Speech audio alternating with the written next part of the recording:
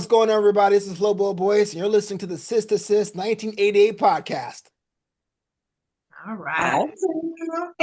Hey. I feel special. All We've never right. asked, no, we've never thought to ask anybody to do that.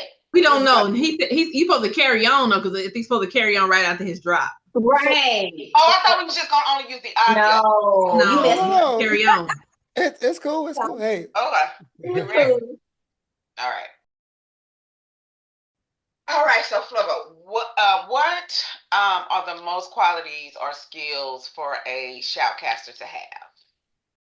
Patience. When you're working with anything with tech, like equipment fails, someone's not ready yet, and being able to fill time or to shorten up time will put you ahead of a lot of people. Like anyone can talk into a microphone. I don't mean that like to disrespect anyone who does this, but imagine having a microphone and saying, our interview is short, you got to run long. And I can give you a perfect example of this. I did a shoutcast event for Boys and Girls Club here in Hollywood, which Terry Crews is a big donor, and he was there with his son.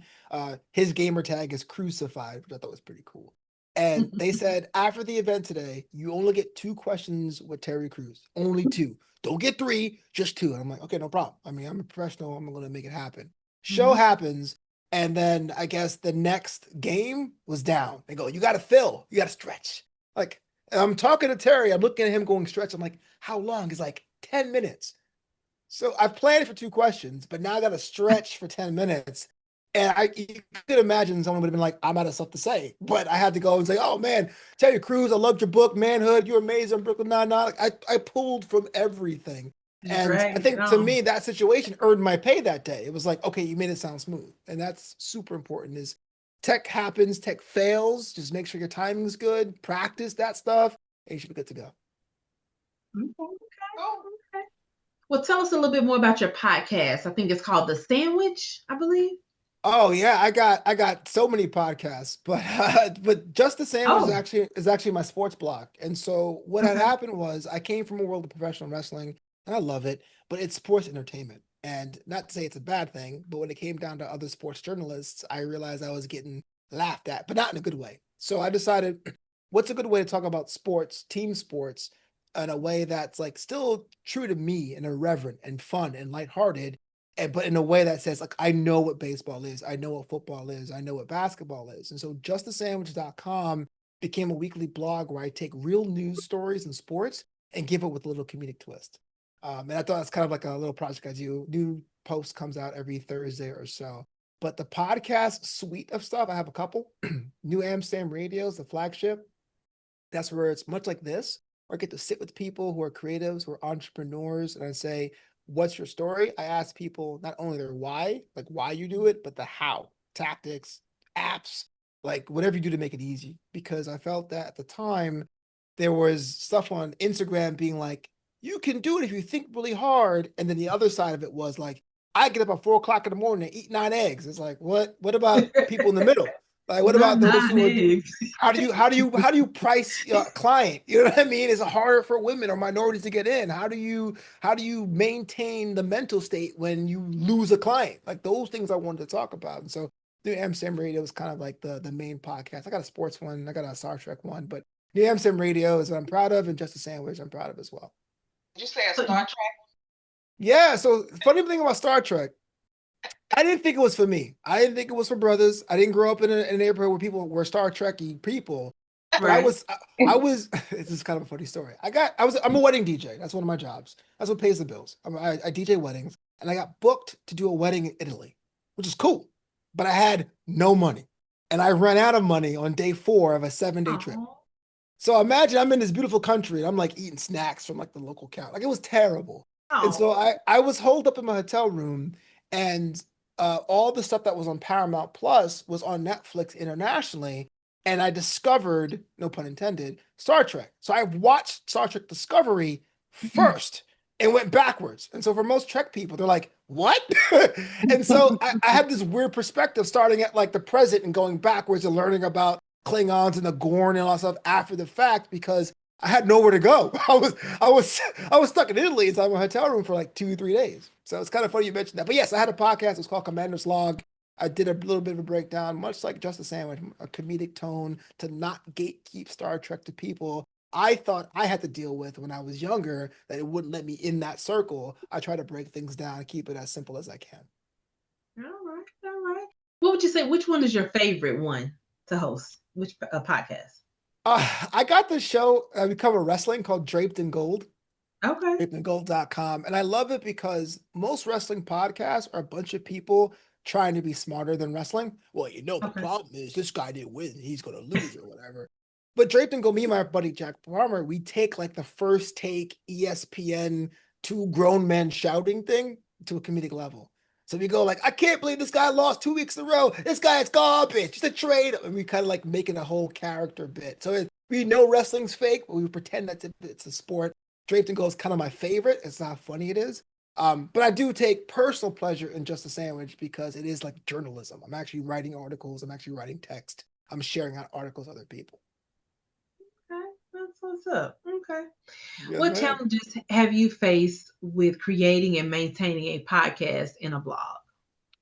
Ain't no one wants to interact with content. I can tell you. Wait, say that again. You said what? Nobody wants to interact with content. No one wants to interact with entertainment. I'm not sure if they say in this economy. I'm not sure if everyone's busy, but you'll sit there and say, hey, man, new podcast episode up. And your friends be like, yo, man, keep doing your thing. You going to listen to it? You going to download it? You going to share it? No? All right, thumbs up. and it's not just podcasts. Like, I just stand up for 10 years. And the reason why I don't do that anymore isn't the comedy aspect. It's brothers saying, oh man, I'm buying tickets. And then they'll be like, yeah, well, I'll get paid next week. And you're like, what? I don't want to sound like an old man and yelling at clouds. And I love social media for what it is. But you got to think about TikTok, for example. I think TikTok especially, is that they've made entertainment and music too. So shout out to my artists out there. It made it almost so accessible. We place no value on it anymore. Right? There was a time where when Chris Rock had an HBO special, people would close down early and go home and like, oh man, Chris Rock got a special this weekend, right? But now on Netflix, you got specials, you got too many specials, right? But then also you can go on TikTok and comedians are just doing their bits from their special for free. And then they're showing the bloopers for free. And people are writing in comments to be funny for free. Mm-hmm. Why would I pay for that? You know what I'm saying? So to get someone to sit down for an hour for a conversation, unless it's like a TED Talk, it's almost impossible now. And I'm not sure if it's a financial thing or an attention span thing or what, but TikTok to me really changed that dynamic. Okay. So you're a man of many talents. You're a comedian, you're an MC, you're a podcaster, you're an author, you're a DJ. So tell us, what are your goals for the future? Yeah, paying my rent. You mean longer? That's my goal, man. That's all of my goals. For the long-term goal, what do you say? Every 30 days. I grew up watching late night TV, and that was the original goal, was to bring that back and give it a new twist, a new flavor. And that I mentioned this because that was my original motivator, but you'll notice that late night TV is changing. There's less shows out there. There's people getting fired. So it's weird seeing a dream or a goal stop existing for a bit. So I always say this, the things I do that are different, I get to be myself. I get to be Flobo Boyce into a microphone. That's why it keeps it grounded for me. That's why it seems kind of all over the place, but for me, it's pretty similar. I would like to be the one to bring that back, because I do think that clubhouse feel of like, oh, this guy is cutting up and his friends are coming over. Those kind of vibes kind of are everlasting. I think all of us in this room or listening now had times where they were lonely or felt like no one was around or no one was supporting them. You either flip on a sitcom where a fake audience claps and laughs at jokes, and it feels like someone's in the room, and that kind of helps. I want to be able to do that for whatever show I do. I'm not sure what that looks like though. But so to answer your question, emceeing, entertaining is number one, but I got to figure out how that looks like for the next generation, the next 10 years. Gotcha. I have a question. Go ahead, Tony. So I always wonder, how do a comedian start? Like, do you just wake up one day and be like, you know what, I'm kind of funny. I can do this for a living. Like how do you get started? Like, I'm hilarious to me. Everyone's going to have their own origin story. It's like asking a superhero why you decide to fight crime instead of like rob banks, right? But I'll tell you mine, because it's a story that is wild and it's true, but it is kind of like, huh? So doing comedy is something I always wanted to do, but always wanted to do something will never motivate you. I always wanted to be an astronaut, but it's too late for me now because I was never motivated. So I told you on the last week's episode or last episode that I had lost a bunch of weight. And I did. I lost 150 pounds, and most of it was that was left was skin. I had excess skin everywhere, under my arms, my legs. It wasn't pretty, but I was young enough to get the surgery to get most of it removed. So I lost the weight naturally. I have to say, I lost the weight naturally, but I had excess skin that I wanted to cut it away. And the surgery I had was called a fleur-de-lis amnioplasty, or a compound tummy tuck. So I have a scar from hip to hip and a scar that starts at my chest to my pelvic line. So it's like an inverse T. And they removed about 7 pounds of skin. I trust you. I'm getting there. I'm getting there to answer your question. Because you're like, this ain't funny at all, bro. It's kind of No, messed you're up. good. You're It's okay. Take your time. So what happened about 2 days after my surgery, when my body was healing, because I didn't have normal sutures, I had like the glue, like the surgical glue they use that some people use now, is that a part of my suture line had reopened and it started to tear on the side of my body. So I was bleeding out on my couch after 3 days after surgery. And I'm freaking out because I don't know if you ever felt your own blood before. It is a lot wetter, warmer, stickier than you think it is. Like it's gross. So I'm like pouring blood because now this wound has become 4 inches long and 1.5 inches wide. I'm bleeding out on my couch. And so I call my plastic surgeon, which is funny for a guy from Brooklyn to say, hey, yo, I call my plastic surgeon. I go, hey, man, I'm bleeding. He goes, and the guy goes, sorry, can't help you. And I'm like, why? He goes, well, that site is no longer sterile, so I can't help you. What you can do is go to the emergency room and have them patch you up. But at the same time, I'm looking at my body being like, I cannot be moved. Like, if I move now, it's going to be over. My mom, she was there to help take care of me and recover from my surgery, the skin surgery. She was a nurse for about 40 years before she retired. And I don't know if you guys have nurses in your families or doctors. All 3 of us are nurses. Oh, then you know. There's a certain. Well, there I am. I'm sorry. I didn't mean to. I'm here meta-splaining. Breaking it down like a layperson. My bad. We with you. You good. You good. Okay. My fault. Should have told me that beforehand. Welcome to the Sis Nurses podcast. Okay. So there you go. my mom was a retired RN and labor delivery though, but she was looking at my wound. There's a certain tone that medical professionals have when you're screaming. Yeah.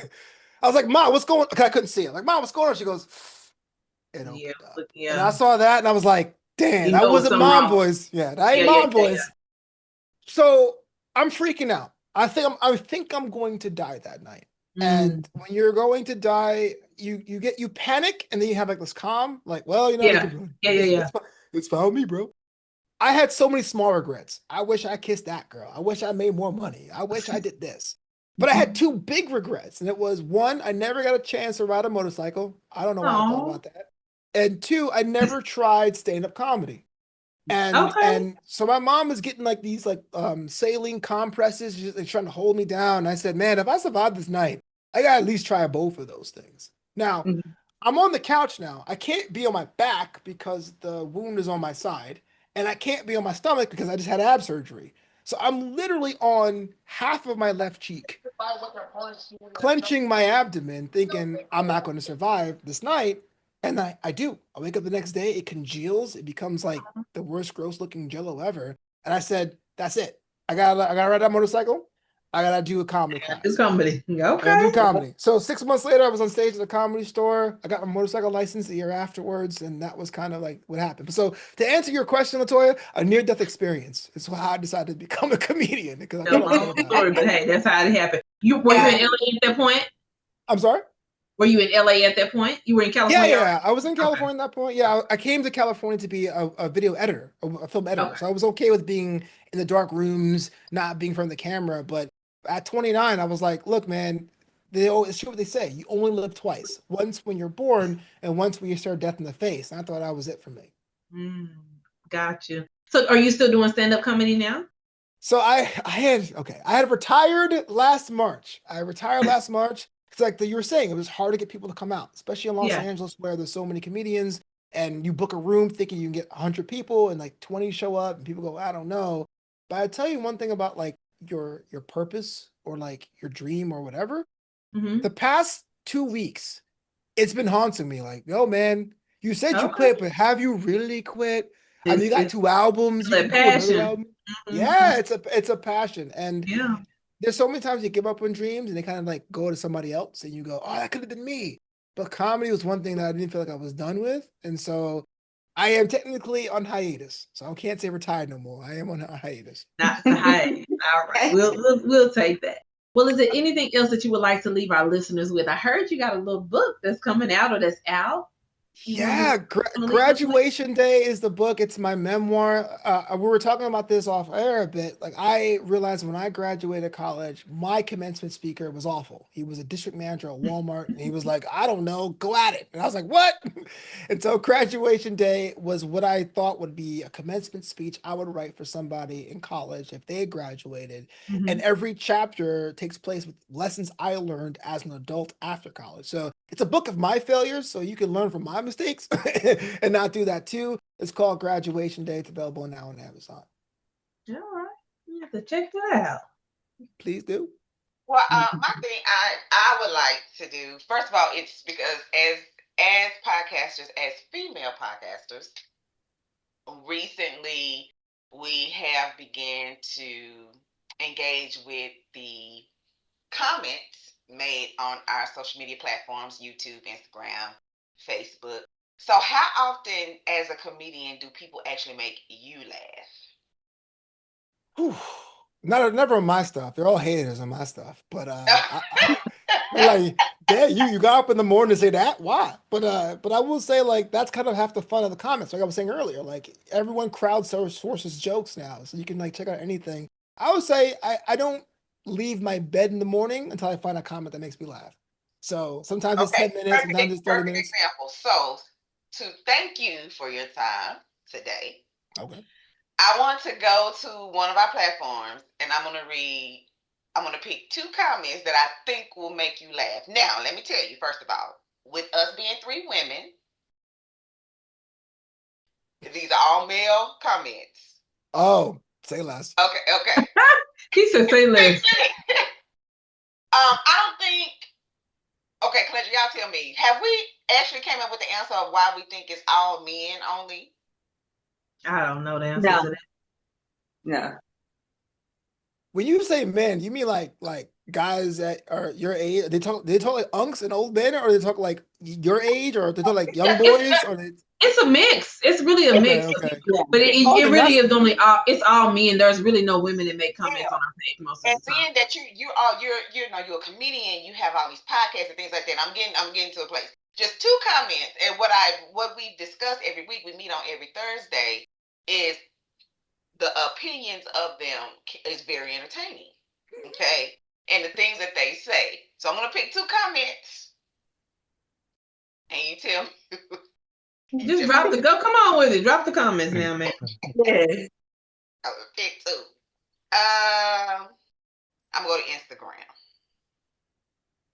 The one that's 5,000, that's TikTok, I believe. So I go to TikTok.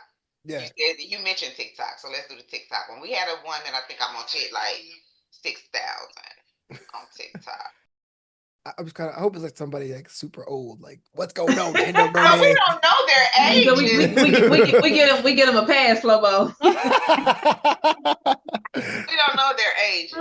We don't know their ages. You can see by their picture. You know if they old or not. Well, everybody, sometimes, they don't have a picture on there. They be typing old. That's what they be doing. He said typing old. You look like Roberta Flack. What? Like, what's going on? Now, what did he say? Okay, now I don't think it's TikTok, I think it's Instagram because I'm not finding the 5,000 okay. Hold on. I'm actually excited to see what they say. Well, no.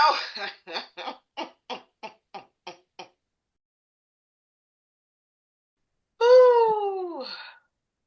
I'm sorry, I'm taking up time. I thought I was gonna find it right away.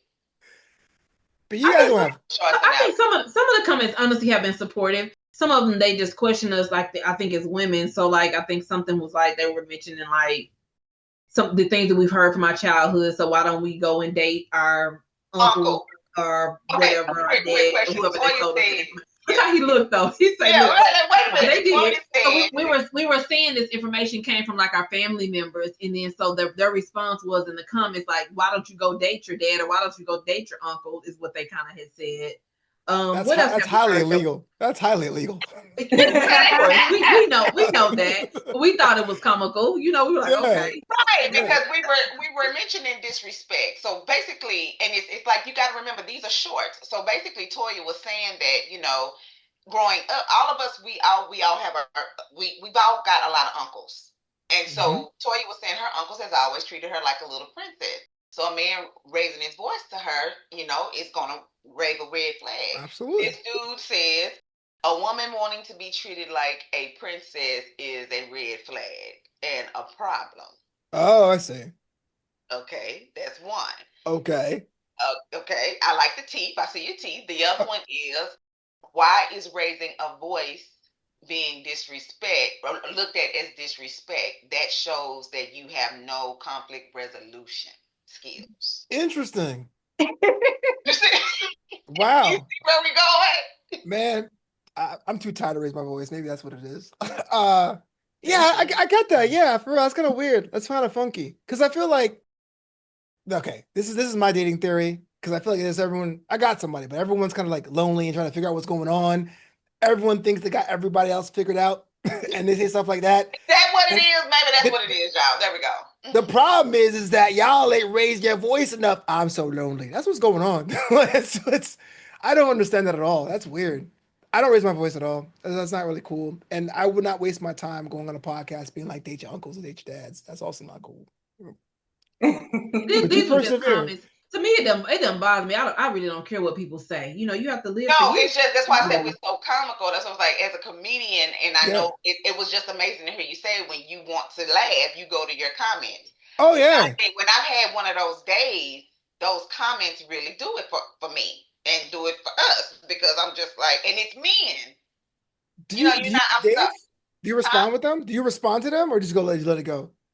No, we're interacting. We're not saying nothing mean. It ain't that serious. We respond. Thanks for watching. Please subscribe. Please like and subscribe to our channel for more content. It's not we're not gonna go back and forth, with them like that. No, we're not doing that. Sometimes you gotta, you know what I'm saying? No, we're not gonna do that. No. Yo, can you hire me to do that? I'll do it. Listen here, Gerald. No. But we do invite, since you've subscribed, we do invite you to go on there and get some more laughing for your comical day if you need it. But no, we don't do that. I just felt like just as men, men try to sometimes portray that they're not that emotional or they don't have those type of feelings, but those comments say something totally different. I feel like there should be some space for people to be raised differently, but the problem I have more than ever is that people think that the way they do it is the way it should be done. So just because you raise your voice and no one has knocked you out yet doesn't necessarily mean that it's right. It's right. That's absolutely right. Well, thank you, Flobo. You have blessed us today. Thank you. Thank you so much for inviting me. We enjoyed you. Yeah, I appreciate it. Likewise. Enough of your time. We do appreciate you. Please enjoy the rest of your Saturday. Yeah, thank you so much. This podcast. And don't forget to send us the information. You mentioned your book. Make sure you send us that too, because when we get to that part of the show, when we were talking about the book, we want to put it up on the screen. Absolutely. I will do that right now. Okay. All right. Well, until next time. There's strength in sisterhood. And support in sisterhood. Bye. Bye.